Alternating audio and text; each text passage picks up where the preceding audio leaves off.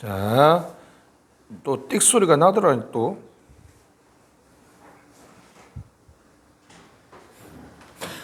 자, 계속 보시죠. 우리 공유체가 있습니다. 별표 치시고 A 해주세요. 아주 중요합니다. 그죠? 우리 공유체 됐습니다. Common Resource 됐습니다. 공용 경기장 밑줄, 지하자원, 코마 찍어야 되겠다. 그죠? 지하자원, 공공시설, 공공도서관, 공공체육관, 공공운동장, 공유자원이 있습니다.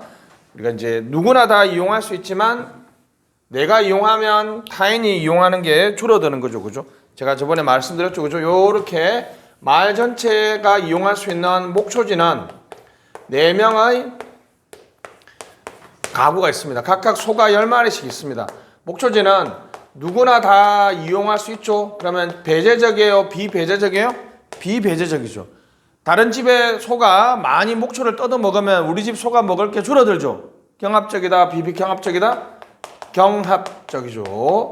아까 제가 뭐 정확한 설명 아닌데 정확하게 말하면 여기 부평역 광장은 무슨 재화요? 부평역 광장은 여기 앉아서 장기를 다 두고 있으면 내가 쉬고 싶어도 가도 자리 없잖아. 다른 사람들이 이용하면 내가 이용할 게 줄어들죠. 배제적이요? 비배제적이요? 비배제적이죠. 그죠? 그리고 다른 사람들이 이용할 수 있는 거는 누구나 다 이용할 수 있잖아. 이제 관악구에 살지만 나는 또 이용할 수 있잖아요. 그죠? 배제적이에요? 비배제적이에요? 비배제적. 불법 체류자도 이용할 수 있잖아. 근데 다른 사람이 이용하면 내가 이용하기 줄어들죠. 그러면 이제 이기적이고 합리적 인간들은 어떻게 할 것 같습니까? 나는 C는 착해서 9시부터 6시까지 소를 방목하면 밤사이에 또 풀이 자르면 계속 우리가 먹을 수 있잖아요. 그죠? 그럼 전부 다 9시, 6시, 9시, 6시 하면 되는데 그런 이거는 사회적 극대화죠. 또는 사회적 합리성이죠. 공적 극대화입니다.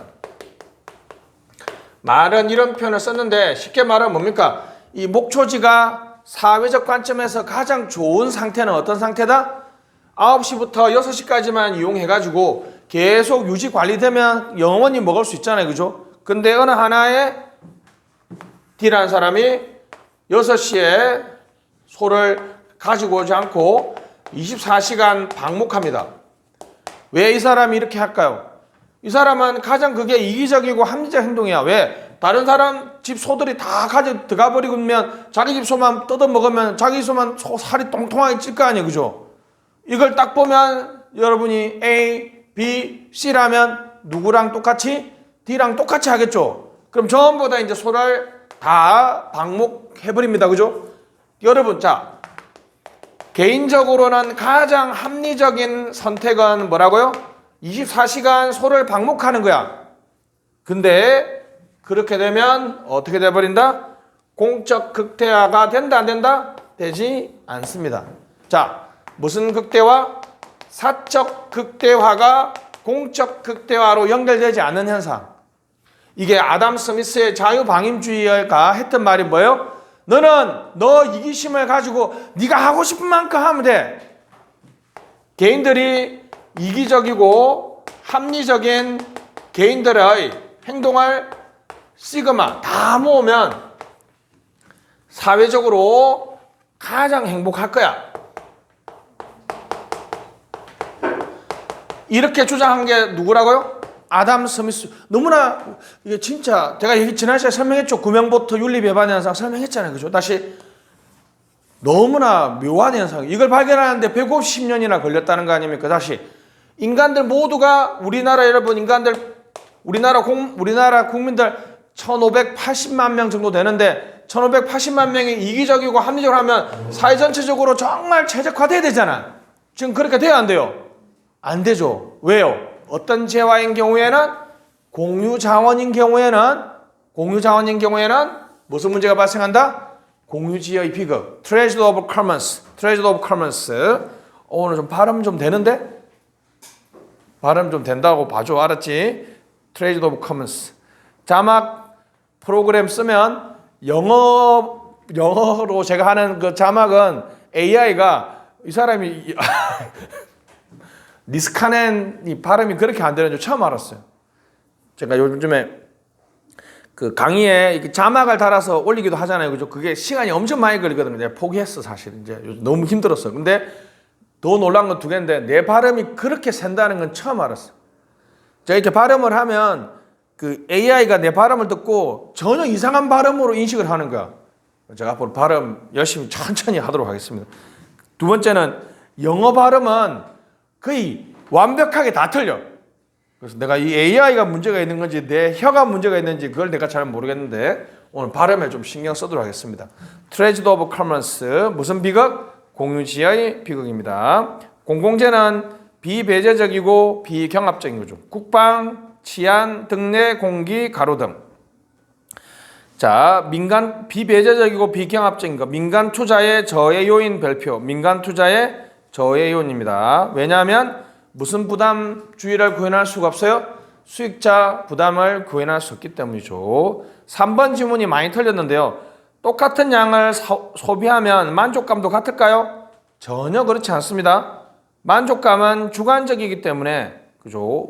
여기 아까 월미도 등대 길을 잃고 헤매는 등대한테는 배한테는 그 등대가 진짜 어떻게 해요? 내 생명과 같을 건데 자기 방향 GPS 장치 내재되어 있는 생각을 저거 쓸데없는 낭비라고 생각할 거 아니에요.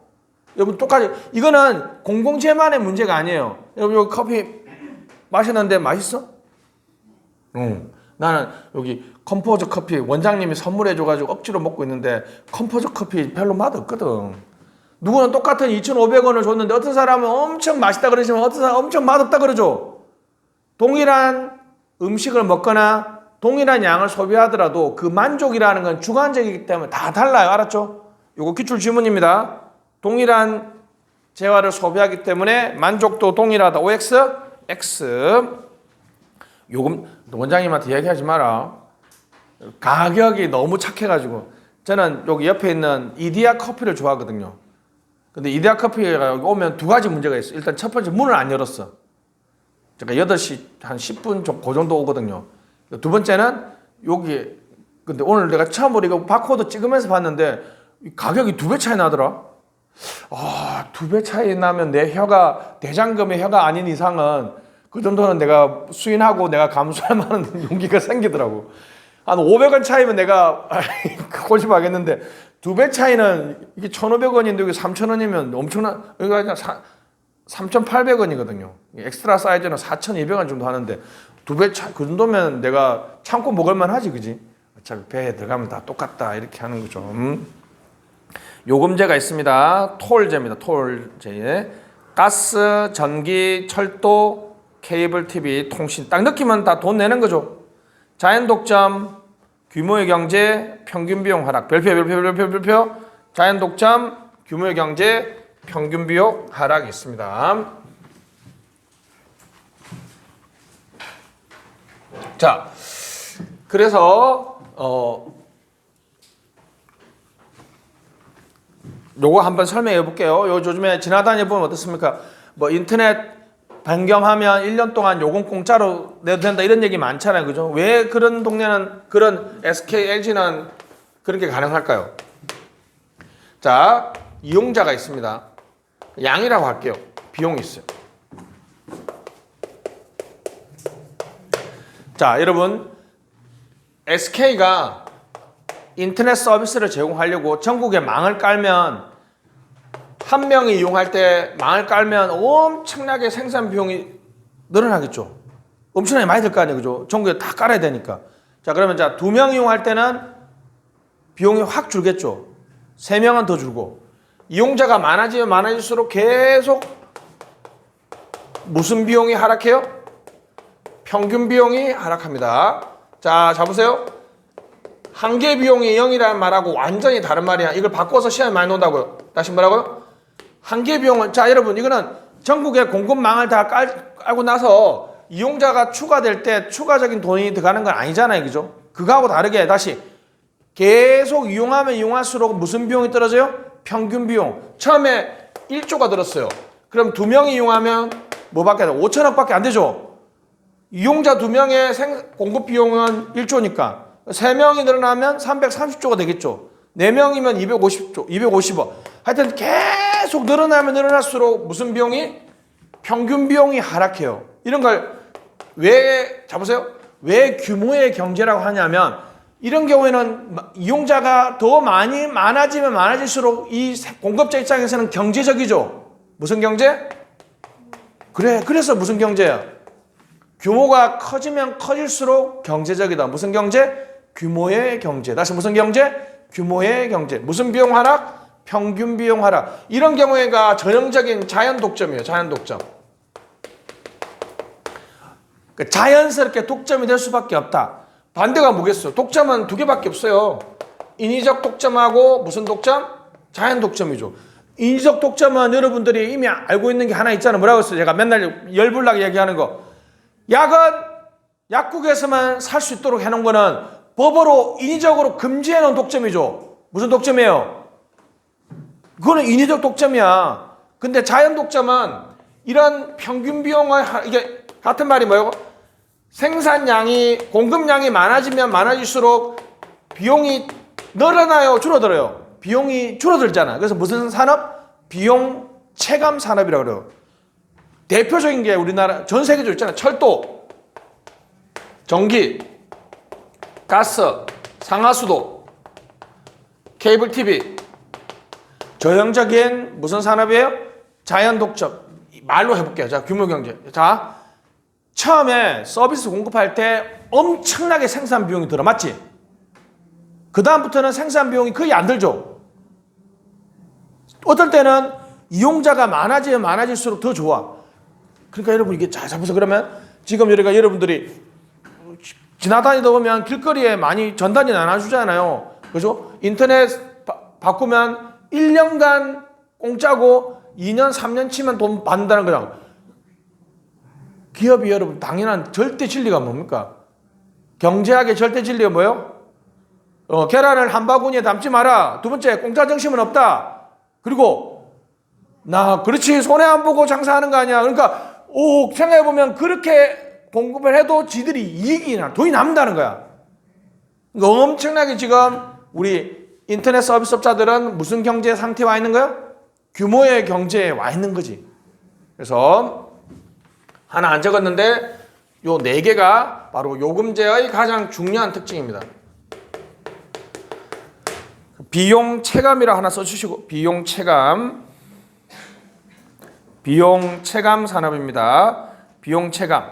다시 그래서 요금제, 자 갑니다. 요금제의 4개 특징 뭐라고요? 자연 독점 이퀄 무슨 경제? 규모의 경제. 무슨 비용 하락? 평균 비용 하락. 비용 무슨 산업? 체감 산업인 경우에는 정부가 직접 공급하거나 규제를 합니다. 규제. 최근 정부 실패론 이후에는 요금제에 대한 민간 참여가 확대되고 있습니다. 그래놓고 이제 규제를 하죠. 자, 맞잖아요. 지금 여기 특히 여기 철도는 여러분들이 이거 들어본 사람은 정말 여러분 부모님한테 오늘 집에 가서 아빠 철도청 시대 기억나? 이렇게 물어보면 와 네가 어떻게 그걸 아냐? 이렇게. 여러분 철도는 지금 여러분들이 KTX라고 많이 또는 코레일이라고 많이 기억하고 있죠. 지금 공사가 됐잖아요. 그죠? 원래는 철도청이었어요. 조달청 들어봤죠? 조달청은 지금도 있으니까. 관세청 들어봤어요? 우리나라에 청이 지금 20개 있거든. 20개. 그런 것처럼 철도가 뭐였다고요? 철도청이었는데 지금 뭐로 됐어요? 철도공사가 되고 원래 음흉한 신자유주의, 신공공관리론의 음흉한 목적이 뭐였어요? 이걸 완벽하게 민영화하려고 하는 것이 목표였죠.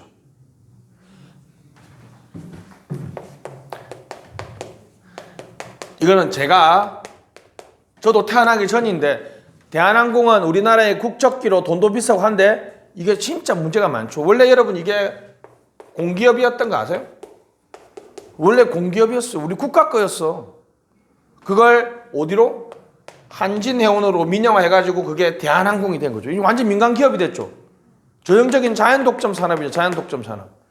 그래서 이런 것들이 전부 다 최근에는 뭐가 되고 있다? 민영화, 민간이 타게 되면서 정부 규모가 줄어들고 있습니다. 정부가 직접 공급하기보다는 이제는 규제라는 방식으로 많이 이용하고 있습니다. 그죠? 그래서 자, 쉽게 답만 외우면 다시 갑니다. 평균 비용 하락, 규모의 경제, 비용 체감, 자연 독점 산업에서는 정부가 직접 공급하든지 최근에 정부 실패로 이후에는 무슨 개혁? NPM적 개혁 이후에는 민간 참여가 늘어나고 있다. 알았죠? 이거는 시험에 아주 많이 나오니까 꼼꼼하게 했습니다. 자, 갑니다. 정부 기능. 규제, 권리 제한, 의무 부과 밑줄. 규제는 권리를 제한하거나 의무를 부과합니다. 지원 기능은 사회 간접 자본. 대문자로 이걸 뭐라 그래요? SOC라 그러죠. 사회 간접 자본은 SOC입니다. 신성장 기업. 중재 기능. 노사 분쟁하는 거죠. 기업 행정입니다. 정부 기업 동그라미 치고 빼내서 자, 좀 많이 써야 됩니다. 정부 부처형 공기업이라 쓰시고 정부 부처형 공기업. 저번에 제가 잠깐 설명했는데 이런 게 대표적인 거죠. 공공성도 유지하면서도 기업성도 유지하는, 공공성과 기업성을 유지하는 방식이 있습니다. 이 공기업을 정부 부처에 둘 수도 있어요. 공사라는 새로운 형태를 만들 수 있고 주식회사라는 방식으로 만들 수도 있습니다. 당연히 여러분 주식회사는 우리나라 법의 상법에 적용받으니까 상법에 적용받겠죠.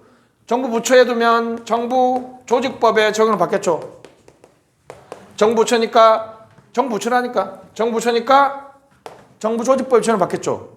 주식회사는 우리나라의 주식회사는 무슨 법에 적용을 받아요? 상법에 적용을 받겠죠. 공사는 이거 만드는 특별법이 있습니다. 특별법에 적용을 받아요. 요 두 개하고 요거하고 가장 큰 차이는 뭡니까? 제가 얘기했죠. 우체국 직원들은 공무원입니다.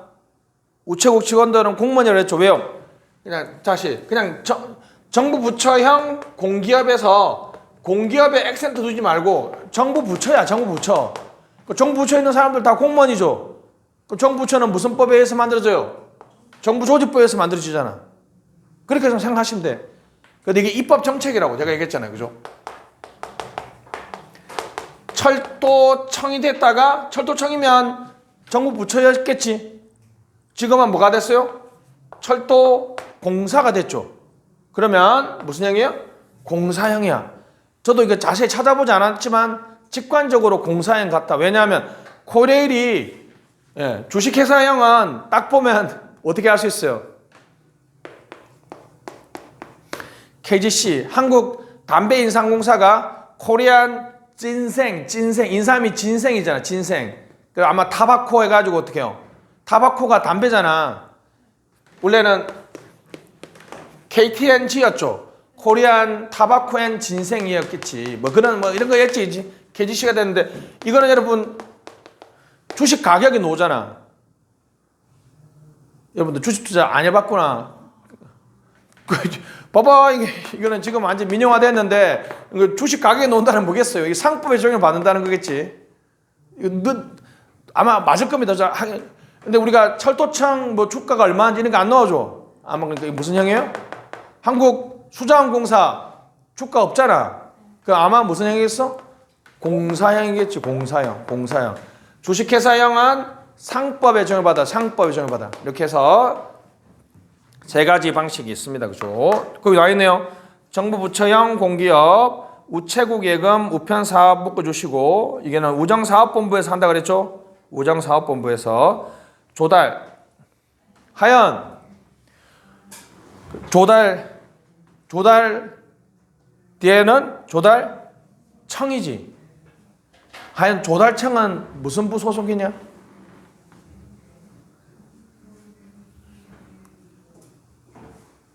효진, 조달청은 무슨 부 소속이야? 우체국 예금이나 우편사업은 우정사업본부라 그래서 어디 있다 그랬어요? 과학기술, 정보통신부에 있다 그랬잖아. 그지? 혹시 효진아, 네가 국가직 붙어가지고 조달청에 갈 수도 있어. 조달청은 기획재정부 밑에 있습니다. 기획재정 밑에 있어요. 이게 이제 옛날에 지금은 좀 이상하게 바뀌어버렸죠, 그죠? 대전간 애들이 뭐 행복한가 불행한지 모르겠네. 옛날에 여러분들이 우리나라의 정부종합청 원래 이제 종로에 있었는데 너무 커지니까 과천에 정부종합청사가 있었죠. 그래서 대전에 사청사라 그래가지고 조그마한 걸 만들었어요. 여기 기획재정부 밑에 있는 4개의 청을 대전으로 했거든. 기획재정 밑에 관세청이 있습니다. 국세청이 있고 조달청이 있고 하나청을 여러분들 진짜 못 맞춰요. 특이한 거죠. 이 통계청이 어디 소속에 있어요? 통계청이 과기정통부의 밑에 있습니다. 좀 이상하지? 통계청이 나머지는 너무나 쉬워. 여러분 농촌진흥청은 어디 있겠어? 농촌진흥청이 어디 있겠냐? 농식식부부에 있겠지. 농림부에 있을 거 아니야. 이걸 못 맞추면 이상하잖아. 이거 노는 거 이거. 요즘은 잘 안 나와요 또. 요즘 잘 안 나옵니다. 그죠? 그 다음에 여러분들이 가장 이제 논란이 되는 게 이거죠. 해양경찰청하고 경찰청이 있습니다. 효진 어느 거 답해볼래? 해양경찰청 답할래? 경찰청 답할래? 아 그래 시험에 많이 나오는 걸로 하겠습니다. 왜냐하면 해양경찰청은 2013년에 바뀌었다가 2017년에 바뀌었잖아요. 그죠? 2017년 기준 지금 현재 기준으로 해양경찰청은 어디 소속이야? 시험 2번 나왔어요. 2014년 4월 16일 날 무슨 일이 있었어요? 그렇죠. 세월호 참사 있었죠. 그래서 국민안전처가 만들어졌잖아. 국민안전처. 국민안전처가 뭐 해양경찰하고 소방을 합쳐서 국민안전처가 만들어졌는데 2017년 문재인 대통령이 집권하면서 다시 소방청하고 해양경찰청을 원래대로 돌려보냈죠. 그래서 요게 시험 나오는 거예요. 요게 현서 어디 있어? 해양경찰청 그럼 일단 이거부터 윤장 경찰청은 어디 소속인가? 청은 무조건 부 밑에 둬야 됩니다. 청은 무조건 부 밑에 둬야 돼. 수현 해안부. 그래서 이제 해양경찰이 시험에 나오는 거. 아 경찰청이니까 어디 있겠어? 그렇지라고 해서 이제 애들이 꼬임을 유도하는데 우리나라의 바다 업무를 담당하는 부처가 어디냐? 바다 업무 담당하는 사람 뭐야? 해양 무슨 부? 해양 저기 있잖아. 해양 수산부. 해양수산부 소속입니다. 해양경찰 알았죠? 됐습니다. 그래서 이렇게 이것 때문에 맥락의 시험 나오고 요거는 너무 쉬운데 윤석열 정부에서 새로 만들어진 부처가 두 개가 있는데 봐줘. 재외동포청. 윤정 재외동포청은 어느 부 밑에 있겠네? 맞았어. 재외동포청은 외교부 밑에 있습니다. 외교부 밑에 새로 하나 만들어졌죠. 그죠? 긴 걸음으로 돌아왔네요. 그래서 그래서 사청사라고 얘기해서 이렇게 대전에 있습니다. 대전에 이렇게 있습니다. 근데 이제 갑자기 과천이 어디로 내려와 버렸어요? 세종시로 내려와 버려가지고 지금 좀 이상하게 됐는데 뭐 그렇다는 얘기입니다. 그죠? 양곡 소연 너 박소연인가? 배가 얘기해봐. 양곡은 어느 부처에서 담당하겠어? 야 이게 너무 쉽잖아. 양곡은 뭐 대충 뭐 식량이잖아. 식량이 어디겠어? 농림부지. 농림부에서 나옵니다. 그죠? 농림축산부일 겁니다. 아마 농림축산부일 겁니다. 아마. 그 다음에 기업형 책임운영기관이 있습니다. 기업형 책임운영기관이 있어요.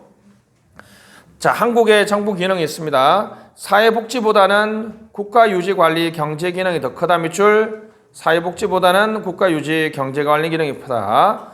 자, 집행기능이 크다. 국가공무원이 많다. 그 다음에 규제기능이 크다. 여러분 큰 것만 시험에 나오니까 큰 것 다시 뭐라고? 국가유지 경제관리 밑줄, 집행기능 밑줄, 국가공무원 밑줄, 규제기능 밑줄 됐습니다. 행정과정이 있는데 행정과정은 전통적인 거는 이제 결정이 없죠. 그죠? 정책 결정 기능의 부정, 폐쇄체제로 가정하는데 현대적인 측면에서는 목표 설정과 정책 결정이 있고요. 동기부여가 있습니다. 그죠? 됐습니다. 넘어갑시다. 자, 행정과 경영. 이론론 동그라미. 됐죠? 윌슨 별표 치시고. 우드로 윌슨은 행정과 연구죠. 행정과 연구에서 행정은 비즈니스 라이크라고 주장했죠. 관리 기술을 연구한다 그래서 무슨 행정학? 기술적 행정학이라고 합니다. 새 이론론은 허버트 사이먼이죠. 그죠? 허버트 사이먼. 가로 열고, 가로 열었죠? 결정, 인정, 연구 X. 연구 안 함. 결정은 인정했지만, 즉 행정의 정책 결정 기능을 인정했지만 연구하지 않았다는 거죠. 그게 사이먼하고 윌슨하고 차이입니다. 밑에 이원론이 있습니다. 이원론. 기능적 행정학. 꼭 있죠. 통치기능설. 통치기능설 여러분 자 학자 2명. 디현 앱정이니까 디목 한글로 써도 됩니다. 디목.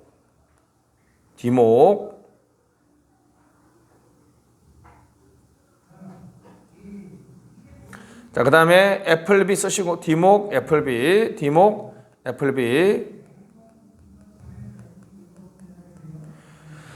자, 새 이원론은 발전 기능설, 발전 행정이죠. 발전 행정. 그 다음에 신행정학, 정책학이 있습니다. 뭐 굳이 따지면 여러분 정책학 다음에 뭐도 쓸 수 있어요? MPS 공공가치론도 여기 넣을 수 있겠죠. 그죠? MPS나 공공가치론도 어찌됐든 간에 행정이 경영의 방식으로 운영되는 것에 대해서 반대하잖아요. 그죠? 그런 측면이 있습니다. 그 이론의 가장 유명한 이론이 세이어의 법칙입니다. 세이어의 법칙. 여기서 데이라는 거는 행정과 경영이죠. 근본적으로 유사하대요. alike. 어떤 부분? unimportant. 무슨 측면? 중요하지 않은 모든 부분에서는 유사하니까 행정과 경영이 유사하다는 게 아닙니다. 역설법이야. 그럼 중요한 부분에서는 뭐가 있다? 차이가 있다는 거죠. 그래서 제가 이걸 아무리 설명해도 애들이 이해 못하길래 제가 한마디로 설명했습니다. 아유하고 신봉선은 닮았죠? 닮았다는 얘기야? 아니면 아유 매기는 얘기야? 아유하고 신봉선 비슷하잖아. 눈 2개, 코 하나, 입 하나, 손가락 10개, 손팔 2개. 중요한 부분에서는 엄청나게 차이가 있죠. 아유와 신봉선은 중요하지 않는 부분에서는 엄청 유사해. 맞지? 눈 2개, 코 하나, 입 하나. 중요한 부분에 차이가 있다는 거잖아. 그래서 세이어의 법칙은 행정경영 몇 원론이다? 2원론이다. 행정경영 몇 원론이다? 2원론. 행정경영 2원론. 이거 시험에 2번 나왔어요. 다시 세이어의 법칙은 대야 펀더멘탈 얼라이 이거는 기억 안 해도 돼요. 행정경영 몇 원론이다? 2원론이다. 중요하지 않는 부분에서는 유사하니까 중요한 부분에서는 차이가 있다는 거잖아. 그지? 역설법이에요. 역설법. 넘어갑시다. 행정과 경영의 유사점. 옆에다가 공간이 있죠. 이렇게 우리 저번에 공간에 살짝 그림을 한번 그려보세요. 저는 크게 그릴 테니까 여러분은 작게 한번 그려보시면 돼요. 아까 우리 했죠? 느낌이 바로 오죠. 여기는 무슨 수도? 행정 수도를 이전하는 거고 여기는 뭘 이전하는 거? 공장 부지를 이전하는 거. 여기는 지금 유사점이죠. 자, 아까 4개. 자, 첫 번째 무슨 결정? 의사결정 행위죠. 맞죠? 여러 사람이 협동을 합니다. 그죠? 목표 달성을 위한 수단이고 관리 방식이나 관리 도구가 유사하죠. 이런 측면에서는 엄청나게 유사하지만 아까 말했던 거 여기 뭐예요? 정책, 국가 목적, 공권력, 강제력 14개가 있는데 외울 필요 없습니다. 공부하면 자연스럽게 알게 됩니다. 자, 이렇게 이 그림을 살짝 그려주시죠. 이렇게 요 그림을 그리면 행정과 경영의 차이를 잘 알 수 있겠죠. 자, 그래서 이쪽 행정 수도 이쪽이 여기가 행정이고 여기가 경영입니다. 행정과 경영. 다시 뭐라고요? 행정과 경영. 행정과 경영이 있습니다.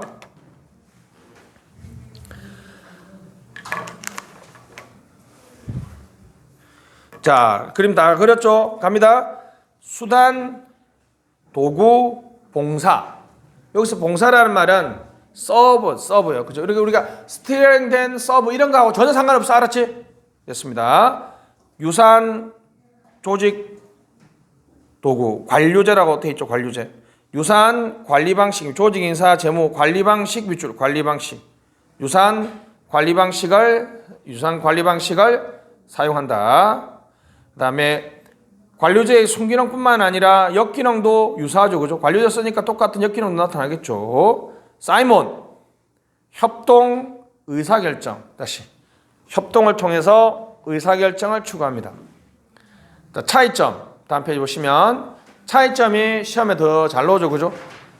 얘는 쭉 읽고 내려가도 되겠습니다. 다시 가치 판단 밑줄, 정치성이 높다, 공권력 밑줄, 성과 측정이 어렵다, 기술 변화에 민감하지 않다, 법적 제약이 있다, 독점이 강하다, 공개성이 높다, 평등한 대우, 윤리성, 신분 보장이 강하다, 신탁적 대표관계, 의사와 환자, 연인 써보세요.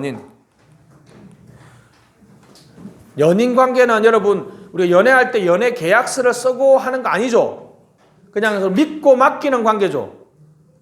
여러분들 의사한테 진료받을 때 계약서 쓰는 거 아니잖아요. 믿고 맡기는 관계. 또 뭐가 있어요? 연인하고 똑같은 거? 정치가와 국민사의 관계. 정치가와 국민사의 관계는 무슨 대표 관계? 믿고 맡기는 신탁적 관계. 다시 무슨 관계? 신탁적 관계. 근데 민간기업에서는 철저하게 계약 관계, 계약서를 쓰죠. 됐습니다. 공권력, 강제력을 행사합니다. 공권력, 강제력을 행사합니다. 이거는 뭐 특별하게 안 읽어봐도 다 알겠죠? 이거는 그래서 시험 문제 노는 거는 거의 의미가 없습니다. 그죠? 됐습니다. 저는 이제 여기 평등한 대우 밑에다가 1인 1표라고 써보세요. 1인 1표. 옆에 6번에 차별한다라고 나와있죠? 민간기업에서는 여러분들을 뭘로 봐요? 1원 1표라고 써보세요. 1원 1표. 1원 1표. 그러니까 여러분 백화점 여기 부평역 여기 옆에 있는 여기 롯데마트에서 여러분은 무슨 존재라고요? 구매력 관점에서 보니까 돈 안 쓰는 사람들은 차별하잖아요. 그죠? 자, 이런 얘기야. 그 앞에 있는 공용 주차장은 누구나 다 이용할 수 있죠. 근데 여기 있는 주차장은 누구? 구매한 사람만 이용할 수 있는 거죠. 그래서 차별한다, 차별하지 않는다는 얘기죠. 자, 행정과 경영이 구별이 상대화됩니다. 몇 섹터? 제3섹터가 되겠습니다. 제3섹터. 자, 요런 얘기를 한번 해볼까요? 국가 공동체. 우리나라 국가 공동체를 크게 공적인 영역하고 사적 영역하고 두 가지로 나눕니다. 그러면 당연히 행정학이니까 어디가 1섹터야 돼야 되겠어? 여기가 1섹터가 돼야 되겠죠. 그죠? 여기가 2섹터가 됩니다. 자, 이렇게 다시 이렇게 나눠볼게요.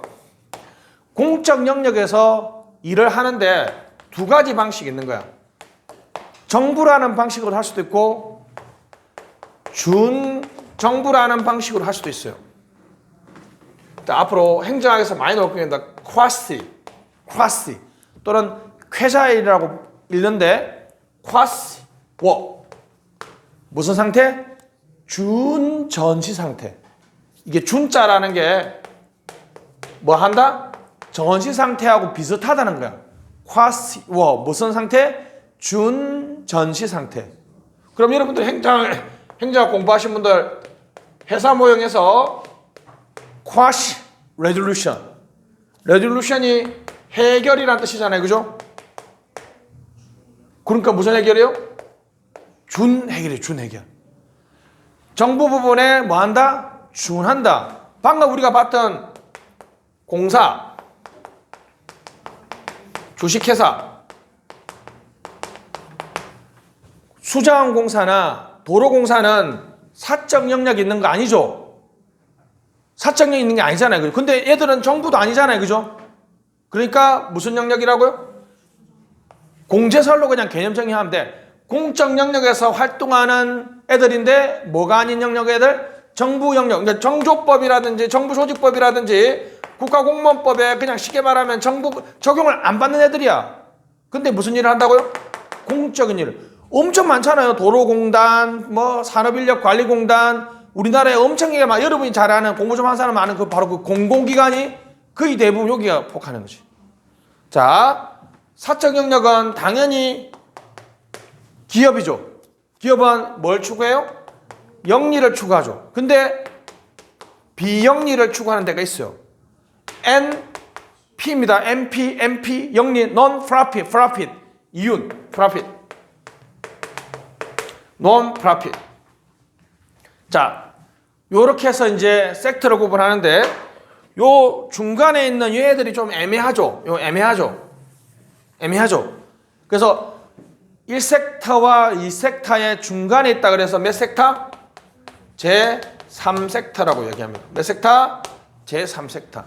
그러니까 공과 사가 혼재되어 있는 영역이죠. 공과 사가 혼재되어 있는 영역. 무슨 섹터? 제3섹터인데 영미에서는 여기를 보통 얘기해요. 여기가 영국과 미국. 요것만 시험 놓습니다. 더 깊게 가지 맙시다. 영국과 미국은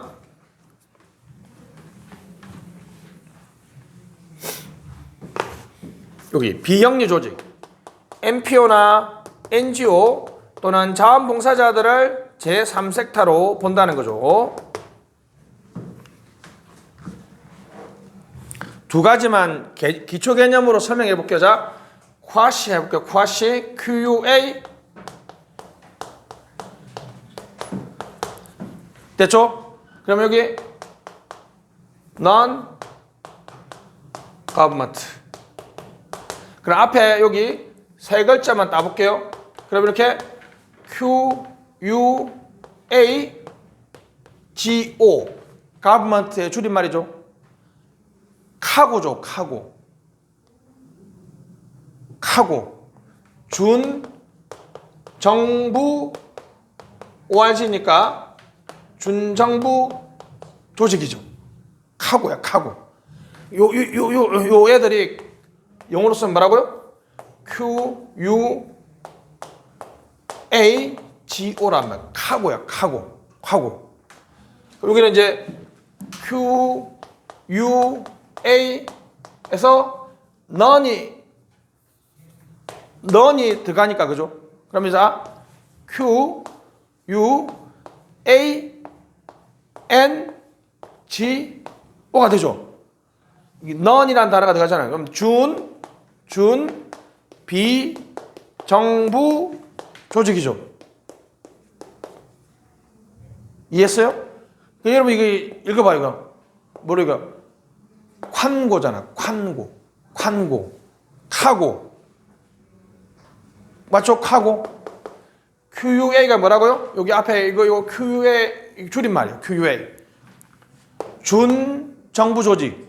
준 non 아니다. 준 비정부 조직. 여기를 뭐라 그래요? 여기 정확하게 말하면 관고라 그래요. 관고. QUA를 그냥 떼버리고 그래. 뭐라 그래 보통? NGO라고 얘기하는 NGO. 됐습니다. 갑니다. 제3섹터는 공사 혼재 동그라미. 공사가 혼재되어 있다. 공사 혼재. A. 민간과 공공이 사업가적 파트너 밑줄. 정부와 시장과 상호 협력을 통해서 운영되는 제도. 영국의 영미 동그라미. 영미에서는 비영리 민간단체 조직을 말하고요. 일본과 한국에서는 민간 공동출자. 민간 공동출자. 정부 지분이 얼마 이상? 50% 이하인 경우를 의미합니다. 정부 지분이 50% 이하입니다. 여러분들이 이게 공동 출자의 가장 성공 사례가 제주 삼다수죠. 제주 삼다수가 민간 공동 출자 기업이었어요. 자, 그다음에 공생산입니다. 공생산. 구빌의 상대하가 있어. 공생산 됐습니다. 거기 태안자원봉사 써보세요. 태안자원봉사. 태안자원봉사는 여러분 3개월 동안에 124만 명이 자원봉사로서 100년 이상 걸릴 거라는 예측을 깨고 3개월 만에 깔끔하게 기름띠를 다 제거했던 그 사례가 무슨 봉사? 태안자원봉사. 정부는 어디 지역에 지금 많이 위험합니다라고 정보 제공하고 오신 분들한테 뭐 흡입제 제공해주고 이런 역할만 했고 실제로는 누가 했어요? 자원봉사자들이 다 닦아냈죠. 그죠? 민간이 서로 공동으로 공공 서비스를 생산한다. 코 프로덕션. 무슨 생산? 공생산, 공동 생산입니다. 첫 번째는 동그라미 1번, 동그라미 2번. 정부 실패 밑줄. 관료제한테 맡기면 우리가 못 믿겠다라는 관료제 비효율성의 문제. 요 시민들이 적극적으로 공적 문제에 참여하죠. 그런 측면에서 등장했고, 정부 입장에서는 재정 지출을 수반하지 않으면서도 공공 서비스 제공할 수 있죠. 자원봉사자들한테 돈 안 줬잖아. 돈 안 주면서도 기름띠를 깔끔하게 제거했으니까 정부 입장에서는 아주 나이스하다. 그죠? 공생산은 종류가 3개가 있습니다. 개인적 공생산. 오늘 여러분도 벌써 오면서 공생산 하고 오셨어요. 오늘 여러분도 학원 오실 때 바쁘다고 빨간불에 길 안 건넜죠? 여기 있네. 그죠? 개인적 공생산. 마스크 쓰기라든지 쓰레기 줍기 또는 질서 지키기 이런 것들은 전부 다 여러분 혼자 하는 공생산이죠. 집단적 공생산은 아파트 자치방범대와 같이 편익이 특정 지역이나 집단에게만 돌아가는 무슨 공생산? 집단적 공생산. 대학 축제할 때 여러분 자치방범대 도는 것은 전형적인 무슨 공생산? 집단적 공생산. 집합적 공생산은 편익이 전체 사회에 밑줄. 이게 전형적인 태안자원봉사죠. 태안에서 문제는 태안 지역 전체에 영향을 미치는 거죠. 자, 그 치안, 소방, 도서관, 공원 등 태안자원봉사 적어놨다. 그죠? 정부의 재정위기 극복 수단. 왜요? 비용 지출을 수반하지 않으면서도 공공 서비스를 제공할 수 있죠. 그죠? 됐습니다. 여러분 아침에 가끔 오실 때 보면 그 개인 택시 기사님들이 번잡한 도로에서 이렇게 교통 정리해주고 있죠. 그게 전형적인 집합적 공생산이에요. 왜 그렇습니까? 아마 거기 가 있는 부분은 경찰이 인력이 딸려서 거기 없을 때니까 경찰하고 협조를 해가지고 그쪽 지역에 좀 해주세요 했을 거 아니에요. 자, 그러면 그 교통 정리를 해주는 그 개인 택시 기사분들은 그 교통 흐름이 원활해지면 인천시 전체의 교통이 좋아지죠. 매끄러지잖아요. 그 편익이 누구한테 돌아가요? 특정 개인이나 특정 지역이나 집단이 아니라 우리 공동체 전체 돌아가니까 무슨 공생산? 집합적 공생산. 이게 번역이 또 안 되는 단어가 이게 컬렉티브죠. 컬렉티브. 여러분 공공재를 뭐라 그래요? 컬렉티브 굿즈 컬렉티브. 그러니까 국방, 치안, 공기 같은 거는 어느 특정한 집단이나 집합한테만 영향을 주는 게 아니라 우리 공동체 전체에 배제 없이 다 영향을 준다는 거죠. 뭐라고 번역할 것 같아요? 그럼 컬렉티브 굿. 이게 공공재로 번역하면 완전히 오역이죠. 왜냐하면 공공재는 퍼블릭 굿 있잖아. 그렇죠. 맞아요. 집합적인. 이걸 집단적인이라고 번역하면 지금 이 느낌이 안 살잖아. 이 컬렉티브 굿이 뭐라고요? 어떤 특정한 집단에게만 가는 게 아니라니까 불특정 다수에게 차별 없이 다 제공된다. 이런 의미야. 이런 의미. 그래서 뭐라고 이걸? 집합제. 그래 무슨 원래 정확한 번역은 그래서 집합제야. 집합제. 내가 보기에는 또 집산적인 이런 표현을 쓰기도 합니다.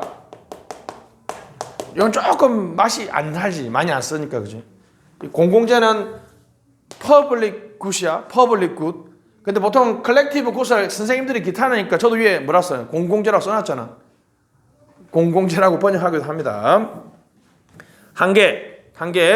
시민의 무임승차 경향은 공생산을 어렵게 하죠. 그죠?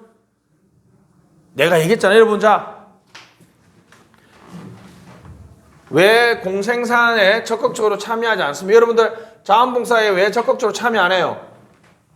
다른 사람들이 자원봉사 열심히 해서 깨끗하고 좋은 도로를 만들면 아이고 나 하나쯤이야 빠져도 되겠지라는 이런 무슨 경향? 무임승차 경향.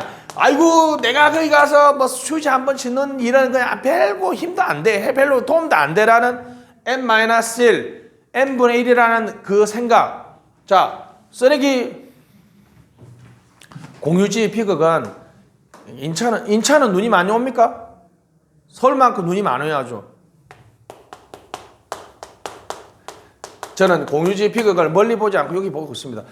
옛날에 우리는 자기 집 앞마당 자기가 썰었다는 그런 뭐 사회적 호혜 규범이라고 얘기할까요? 그런 게 존재했잖아. 근데 요즘에는 그런 거 존재하지 않죠. 그러면 봐봐요. 나는 내 집 앞에 눈을 안 쓸고 다른 사람들은 자기 집 앞에 눈을 다 쓰면 나는 안전한 도로를 나는 공짜로 걸어갈 수 있는 거죠. 그런 생각을 다른 사람들이 다 하게 되면 딱 아침에 나오면 전부 다 도로가 완전히 개판이 되는 거야. 뭐라고요? 요즘에는 너무 심한 것 같아요, 여러분. 이렇게 이런 말 하면 좀 그렇긴 한데, 내가 이렇게 짐을 들고 이제 이렇게 엘리베이터 탔으면 앞에 타고 있으면 좀 젊은 사람인데 몇 층 가세요? 같은 동네 살잖아. 눌러줄만도 하잖아. 와, 안 눌러주더라고. 그 내가 배신감. 석종아 왜 웃어요? 근데 야 석종아 한마디 더 하면 나는 맨날 해준단 말이야. 어르신들 오고 할머니 5층 할머니 애 손잡고 타면 몇 층 가세요? 그러면 뭐 사실 몇 층인지 알지만 그지? 5층 가니까 5층 내가 눌러주기도 하고. 어떤 분은 또 그게 당연하다 생각해. 그런 거 아니잖아, 그지? 그런 사소한 이렇게 되면 여러분 전부 다 다른 사람들은 자기 집 앞 눈 쓸겠지 나는 안 쓰고 나는 공짜로 도로 이용해야지 하면 아침에 놓으면 전부 다 여러분도 한번 솔직히 가슴에 손 얹고 생각해봐. 여러분 집에 눈 왔을 때 밖에 나가서 눈 쓴 적 있어 없어? 없잖아. 나 엄청 많이 쓴다. 내 군대에서 운전병이라서 엄청 개고생했고 있지만 눈 오면 차들이 그 막 못 다닐까봐 나 전전긍긍해서 내가 내려가 내가 이거 하다가 대 있자 대 2개나 부러뜨렸다고. 그랬더니 관리소 직원들이 어떻게 저 101동 사는 아저씨 조심하라고 너무 힘이 좋아서 막 숭숭 쏠다가 다 부러뜨린다. 그래도 나한테 내라고 안 그러더라고. 근데 요즘에 좀 바뀌었더라고. 저번에 눈이 엄청 왔을 때 또 저도 힘이 딸려서 다는 못하고 꼭 급경사 있죠. 아파트 주차장에 올라올 때 약간 경사가 있잖아. 없는 경우도 좋지만 꼭 거기만 하거든. 근데 어느 날 보니까 어떤 그 몇 동 사는 아저씨가 내려와서 같이 하더라고. 그분이 나를 본 거야. 얼마나 불쌍해 보였겠어요. 봐봐. 내가 이렇게 행동을 한번 하면 다른 사람들도 이렇게 행동이 이렇게 늘어나는 그런 우리가 여러분 행정 배웠으면 여러분 저때 공유지 비극에 참여하면 안 된다? 됐습니다. 무임승차. 그리고 결정에는 적합하지 않습니다. 밑줄. 그래서 무임승차 경향은 공생산 어렵게 하고 집행에만 적합하다. 가끔 시험에 놓습니다. 자, 우리 잠깐 쉬었다 합시다. 12시 10분에 시작합시다.